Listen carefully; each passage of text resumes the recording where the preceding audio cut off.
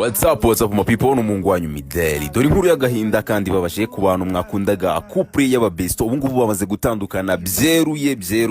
Ikintu wamenye nuko witwa Titi Brown yamaze kujya kuri Instagram afata amapost yose yari related na Nyambo ashira muri puberi arasiba.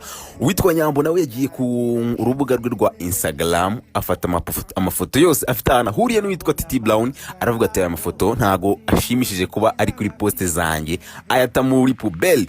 Ubungu ikintu wamenye nuko bose bamaze no gukora ikintu bita unfollow. Ubungu kuri mbuga nkoranyambaga zabo zose nta numwe ugifollowing undi. Ibingibi byatangiye guca amarenga mu minsi yashize. Abakuru yatugeragaho yavuga ko abangaba bafite ibintu byinshi bapfuye birimo n'amashusho yagiye hanze mu buryo abangaba babiri batumvikanagamo. Abantu mwakundaga iyi couple mugumye mwihangane nge ndi Mideli.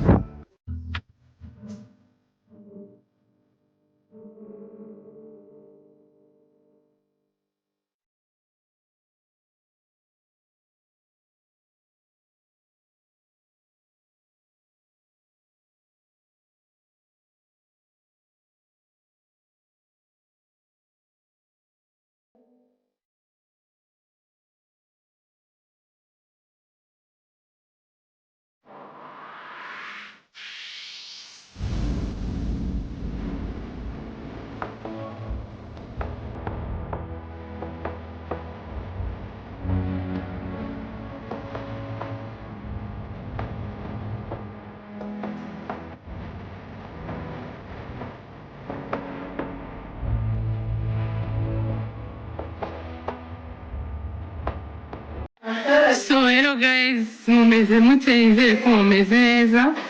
Ndashaka kubabwira ko ubu ngubu nabonye undi mu beso. Urambwiye ngo ntunshaka. Get out of my life. None se nuze kiza wabuguma abantu ukora iki? Ku buryo Titi